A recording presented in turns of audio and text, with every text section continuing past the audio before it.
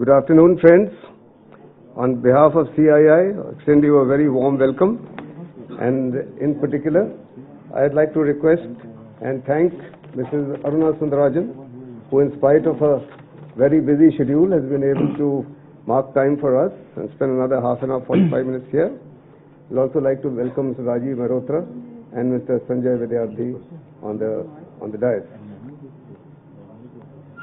So, while extending a very special welcome to Aruna ji for taking her time out, I'd also like to clearly acknowledge how under her dynamic leadership, the growth and more so the transformation of the Indian telecom sector has been quite extraordinary. With the announcement, and in fact it is with the culmination of the announcement of the National Digital Communications Policy, which in fact has been prepared with extensive industry consultation. This policy, which should be owned by all of us because we are all party to the process by which this policy has been announced, is undoubtedly path-breaking for achieving the overall objective of broadband for all and transforming our society into a digital society. Of course, now that this policy has been announced, obviously the biggest challenge is the implementation of this policy, particularly at the ground level, and making the telecom services an integral part of our daily lives.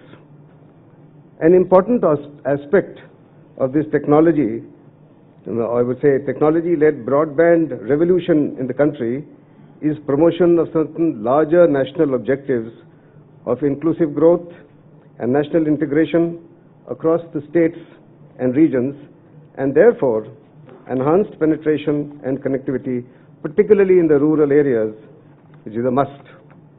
The context of today's seminar and the Rural Telecom Summit is in this thought process. We need to convert rural connectivity and customer-oriented services which we should see this into a huge opportunity for our industry and business. And in that context, the BharatNet project, envisaging a fiber-based broadband infrastructure across 250,000 gram panchayats, is by far the largest project of its kind in the world. While no doubt, along with the opportunity, are humongous challenges, and importantly, from the currently achieved 100,000 plus nodal points in the rural gram panchayats, we need to reach 250,000 by 2019, but at the same time, we should start seeing the customer benefits of the 100,000 plus already done and making them fully operational as by being able to offer affordable and relevant services for our rural consumers. One immediate aspect of being able to reach out to our consumers could be in parallel connecting these 100,000 nodal points with a relevant existing infrastructure, which is, for example, the tower networks, as also reaching out connectivity to the over 200,000 CSCs, the CSC centers which has been set up over the years and which was set up primarily with the objective of spreading e-governance and consumer services on a broadband platform. Obviously, a very huge mapping exercise should be carried out to see the feasibility and how this process can be speeded up so that the services can actually reach out to the consumers and they see the benefit of the 100,000 plus nodal points which have been announced to have been completed. Therefore, developing a sense of ownership, a sense of interest and excitement amongst us who represent business and industry for the rural opportunity is of paramount importance. And on behalf of CII, I would like to mention that we are very keen to play a partnering role with DOT in twofold objectives. One is, ma'am, if I may have your attention, I was saying that from a CII perspective, we are very keen to play a partnering role with the Department of Telecom in a twofold objective. One is, and how do we get the national digital communication policies, particularly the ROW regulations, incorporated in the state's policies, and not only in the state policies, take it further at the municipal levels, because in our federal structure, the state policy by itself is not enough. It has to percolate to the municipal policies, where ultimately this entire infrastructure is to be laid on the ground. The second aspect is working closely, CII as an umbrella body with specific focused industry associations such as COAI, such as TIPA, to promote a sense of competitiveness amongst the states towards the achievement of the new digital world by way of what we would refer to as a digital readiness index, and actually measure the achievements with particular focus on some of the rural measurement points. Since ultimately these policies have to be implemented at the local level, and CII with its statewide reach and infrastructure can play a key role in an umbrella approach along with industry associations in taking the government mission forward. Specific customer programs can be considered. For example, the most recently announced Ayushman project of Medicare. This is something which is intended to be on a remote management basis to the CSCs and to the local rural areas. We have to pick up one or two projects which will start then getting implemented, and this may then create that excitement, sense of ownership and interest with the rural area should generate, because by itself it is an obvious opportunity where against over 125% penetration in the urban areas, we are still 56-60% in the rural areas. So the opportunity is obvious, but we have to have a sense of ownership, a sense of viability, affordability and reach, and I see no reason why we should not be able to achieve with a policy which is along with the ownership and interest of the stakeholders in industry. In conclusion, Arunaji, you yourself have been so intricately involved with the movement of the BharatNet project, much before your current responsibilities also, that we would all be very keen to listen to you and understand your directions and views, so that we as an industry can work together through industry associations like our own in CII and implement and achieve our dream, which is a common dream. Thank you very much.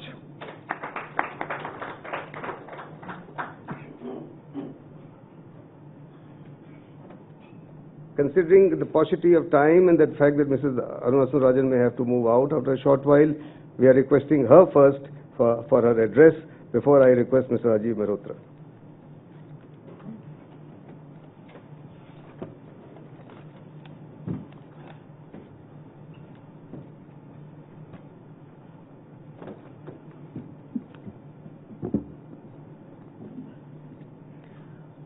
Mr. Umang Das, Summit Chairman, Mr. Rajiv Mehrotra, Mr. Sanjay Vidyarthi, other distinguished delegates. First of all, I think it's a very good initiative that you are organizing this Rural Telecom Summit, because I think we need to have a lot of focus on rural going forward, because the challenge of connectivity and services and the opportunity therefore is also the largest in the rural areas. There are a few areas which I would like to highlight where I think we need to have not just this kind of a seminar, but an actual set of workshops going down to the ground. And, you know, over the next few weeks, maybe we can sit together and actually chalk out a program on the operationalization of the NDCP and getting the states on board to ensure that, you know, these objectives are achieved. Clearly, you had mentioned rights of way. You had mentioned the Digital Readiness Index. We have the whole fiberization project, Wi-Fi hotspots which have to be proliferated. So there are a number of areas where we need to work together. And one of the things that I want to flag to you is that, see, in the BharatNet program, as you know, the government is going to be spending around 45,000 to 50,000 crore rupees And I think this is also a huge opportunity for the stakeholders in industry to be part of that. Because apart from building the infrastructure, as you know, in the last phase we are also rolling out Wi-Fi hotspots, and the plan is to have around 12 lakh hotspots rolled out over the next 1 to 2 years. This is again a very big opportunity, and this the USOF is also funding on the basis of viability gap funding. Therefore, I would like CII and particularly the telecom subcommittee to look at the fiberization program as well as the Wi-Fi hotspots as well as the universal broadband program, looking at how you can partner and ensure that the benefits first of all reach the stakeholders, and also how it can benefit industry itself, because this is a huge growth driver.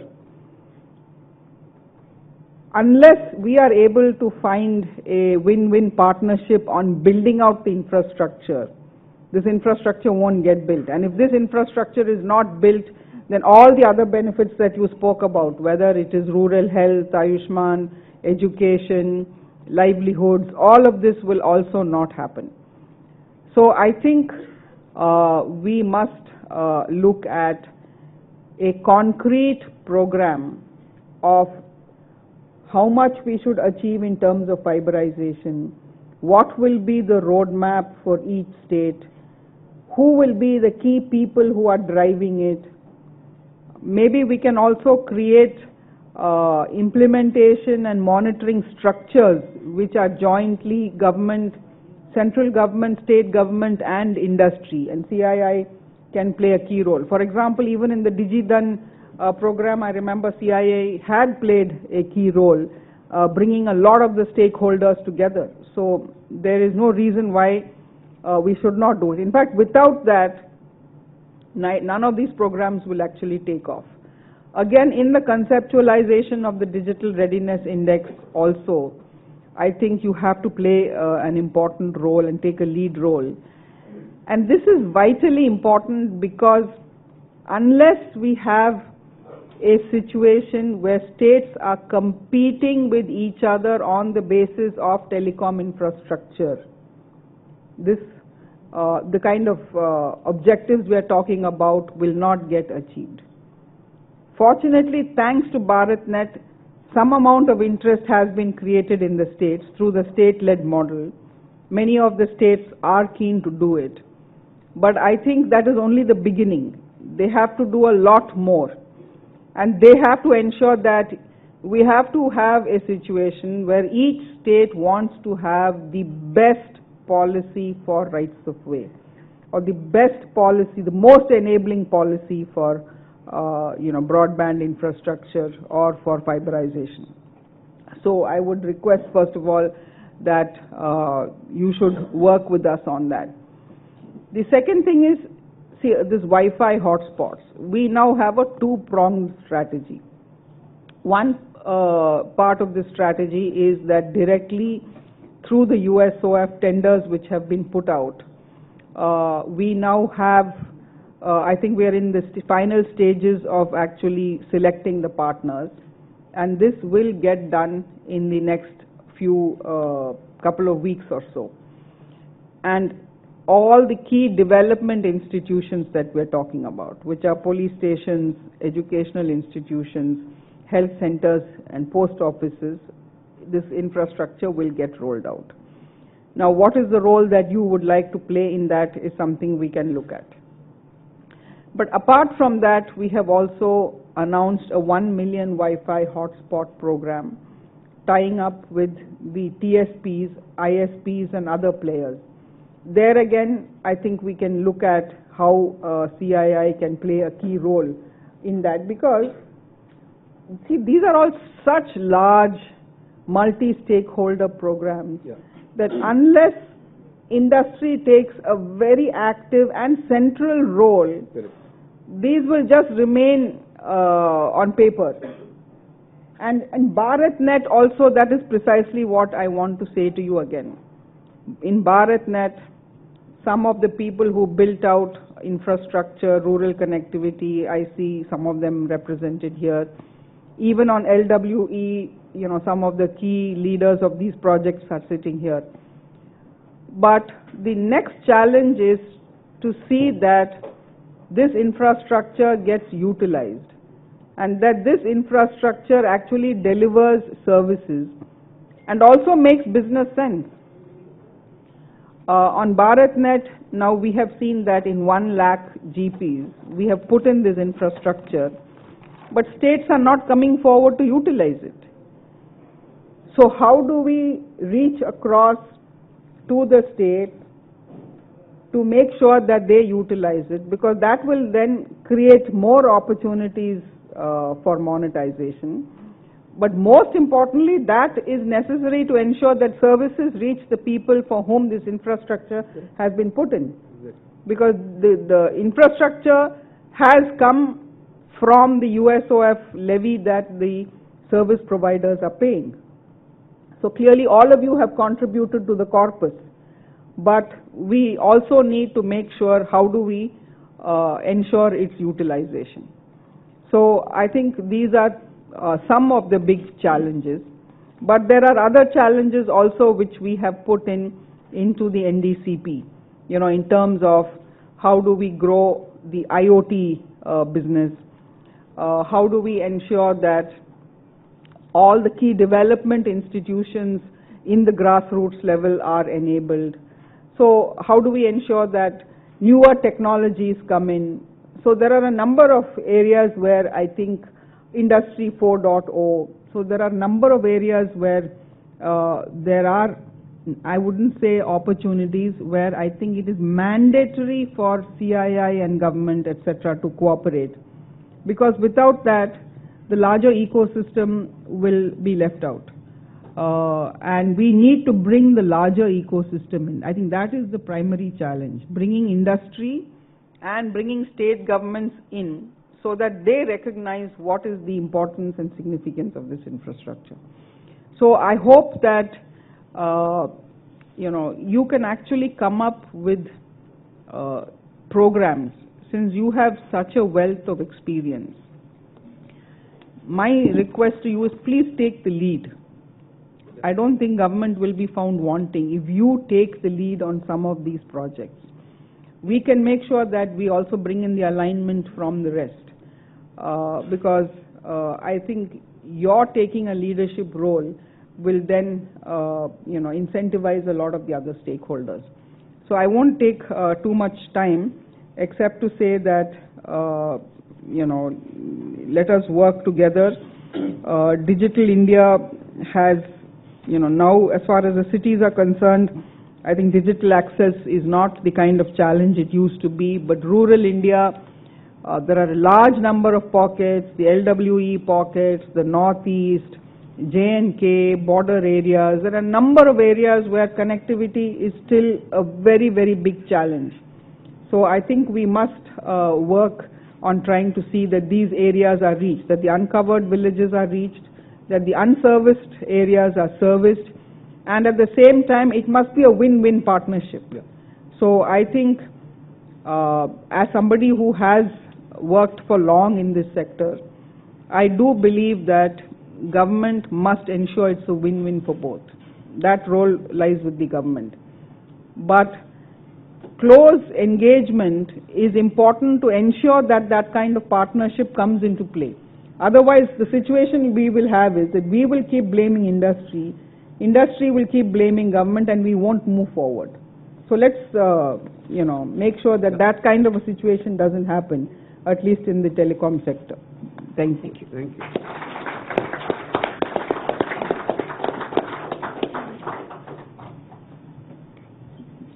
Thank you very much for your address, Arunaji, and I wish to assure you on behalf of CII that that is very much part of our program. We are going to seek a more specific meeting with you to lay down a roadmap as to how the state engagement and how we can do that along with the industry associations, because we have to carry all the associations who are knowledge bodies and we as provide the umbrella support. We have that plan in mind. I've already been in touch with the industry associations, so I'm quite hopeful that within the next few weeks, we will seek a formal appointment with you and take this forward. Thank you very much indeed. May I now request Mr. Rajiv Mehrotra for his address and presentation. Thank you. So you have to hear me again. Okay.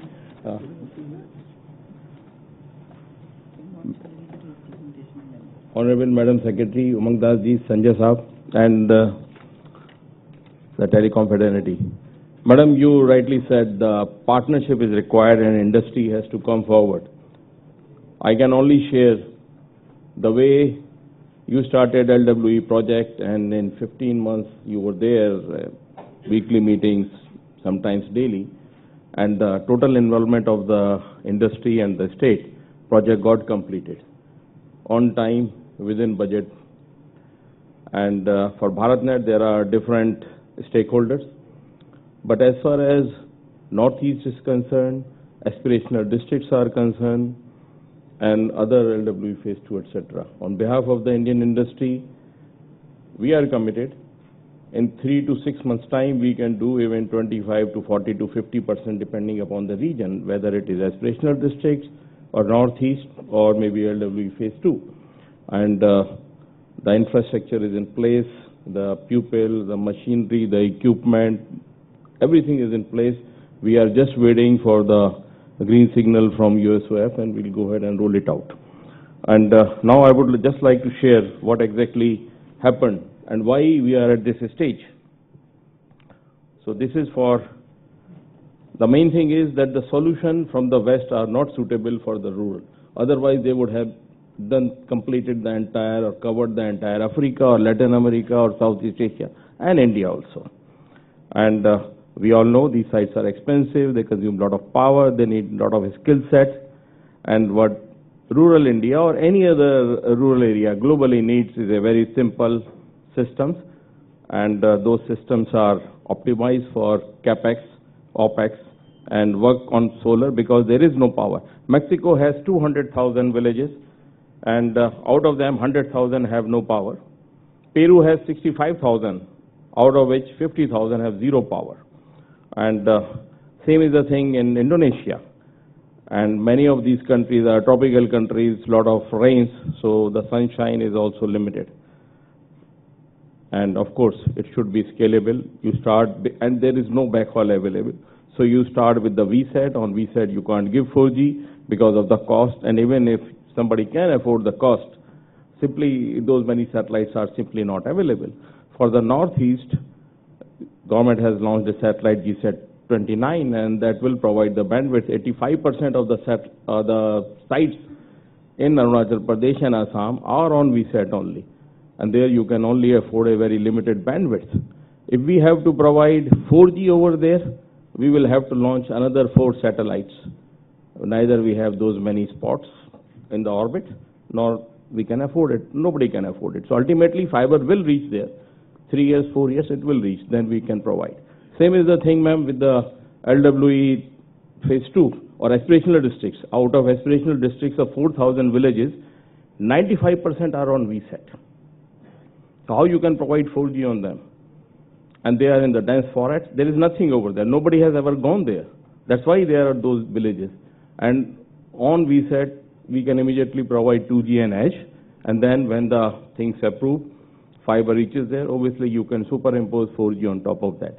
So it is always an incremental thing from day one. It is simply not possible.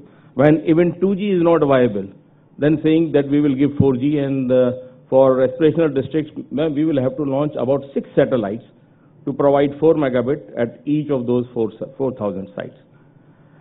So all these things have to be thought, discussed openly, as she said, on a roundtable workshop, that what exactly is required, not gold plating of the system. And this is how the optimized system looks like. And I mean, just imagine 2,000 towers installed in 18 months where nobody had ever gone, and all of them running on solar from last 3 years. Nobody has done a project even 10% of the size of this globally.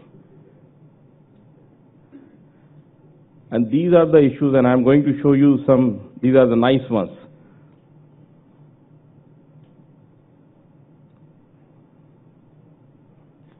Look at these. This is what we faced.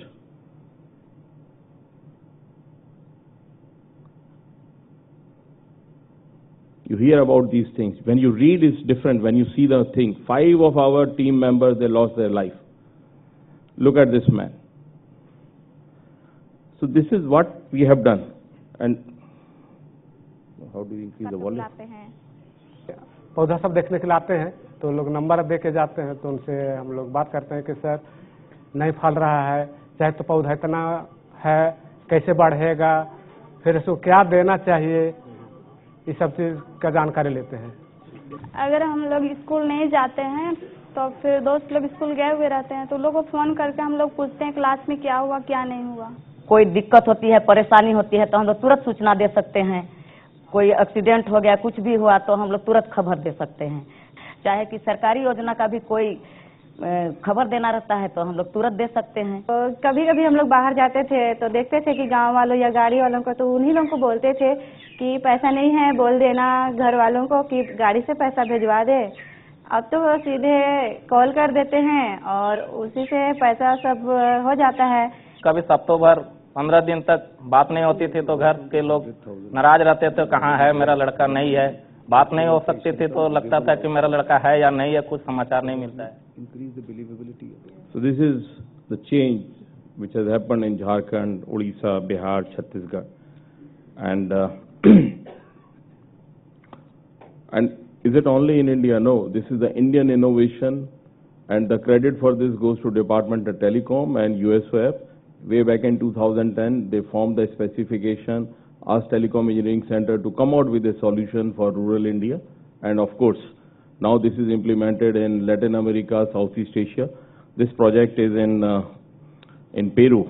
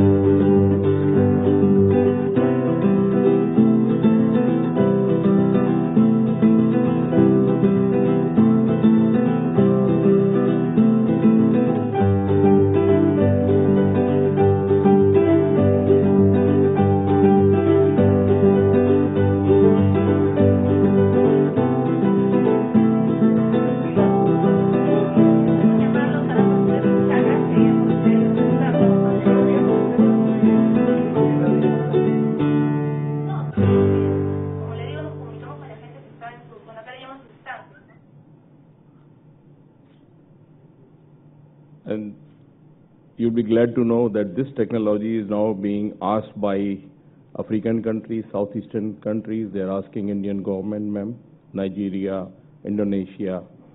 All these countries are asking for this technology by name. And we, at our own, we did 3 villages, and that's how they look like. This is just 80 kilometers from here, about 30 kilometers from the highway inside at Bhiwadi. And this is, ma'am, what you were saying for the Wi-Fi. This is what we have provided there. And not only the Gram Panchayat, but 2 more villages under that Gram Panchayat. All 3 of them are connected. And this is a classroom, and this is a digital classroom. Ma'am, before this thing was installed in 2015, out of 75, only 25 girls were there in that school. It's a Mio village. The population is about 1800. And after we installed this, within 6 months, the students went up from 75 to 200, and the girl student went up to 90. And last year, the state government, the school has been made a high school, and there are more classes, and everything is there. So this is the change. This is a change, and this is a silent revolution, you can say. Of course, there is a Cure Companion kind. There is a company who have come out with this medical system for telemedicine, Cure Companion, and this is being used. The same thing is being used in Nigeria and some Middle Eastern countries also. It's an Indian solution. And this Sadaji, he opened his shop for repairing computers and other things. And we have given him a name of Village Information Technology Officer veto, because he takes care of their computers and everything, and he's an entrepreneur now over there. And these are the countries where these systems are installed. I hope you'll be proud of that. This is an Indian innovation working globally.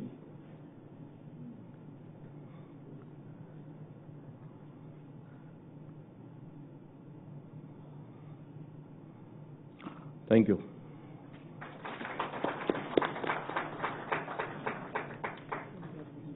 Thank you very much. I don't have to leave.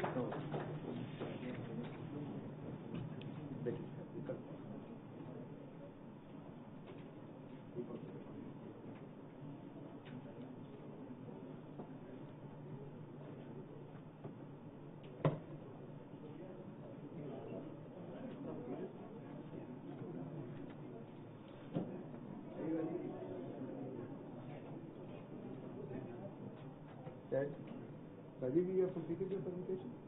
You want to say anything? No, any questions or anything?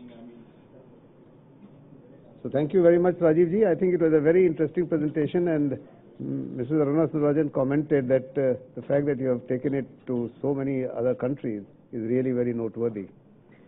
Coming back to program, may I request Mr. Sanjay Vidyarthi, not only for the vote of thanks, but would like to share some of the, what are the activities that you are performing in the rural sector as an NGO, and then also convey your vote of thanks. Sure. So, again, ladies and gentlemen, good afternoon. I think you had a fantastic session listening to Srimati Aruna Sundararajan ji.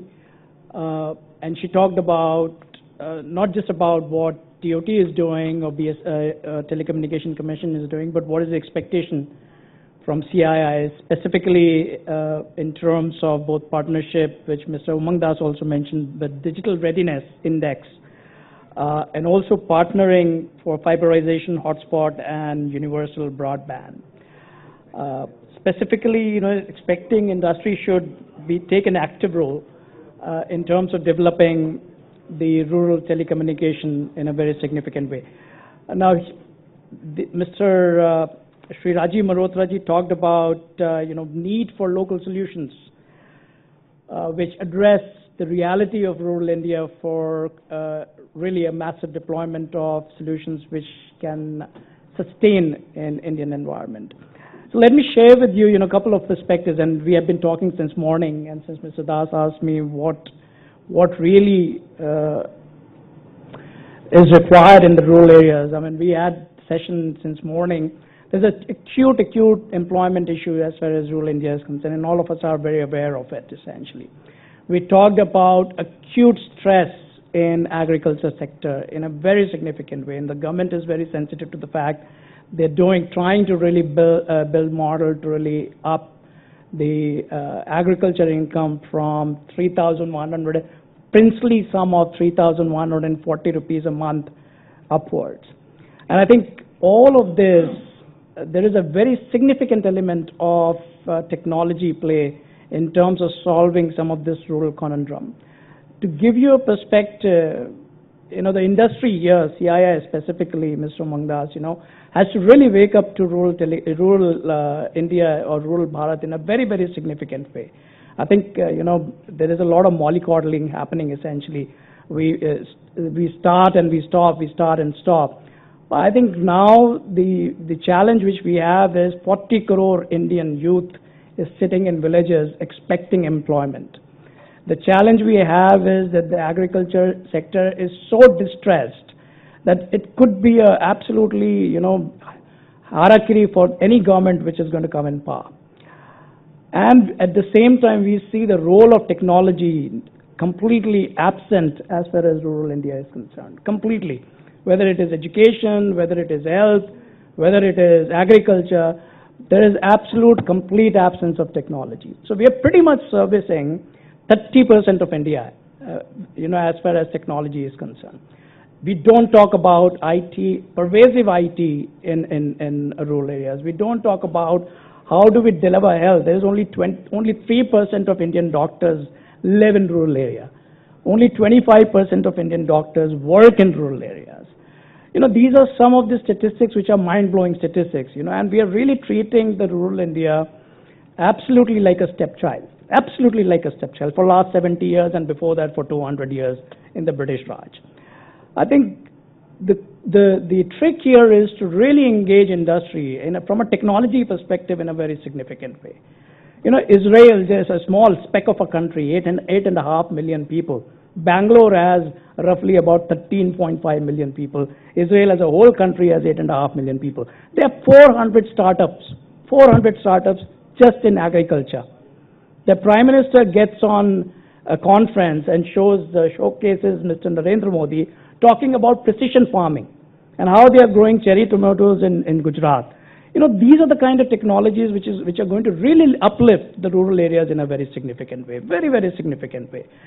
And telecommunication has such a massive role to play there. If there is one sector which is completely waiting for technology to happen, that is agriculture. As I talked in the morning, technology adoption in agriculture is absolutely low. 5% farmers have tractors, nothing in irrigation, and no IT at all. There's no farming, there's no farmer which has deployed farming enterprise solution. Now that's the opportunity. That's what you really build your broadband telecommunication. The broadband telecom is not going to happen just by putting boxes in there. The broadband telecom is going to happen if you put applications which can really result in significant changeover. Applications which don't yield anything is not going to really help. So for example, we talked about in the morning, the government is so very focused in increasing the income of the farmers. At the same time, the yield which we are delivering in India is pathetic as compared to global standards.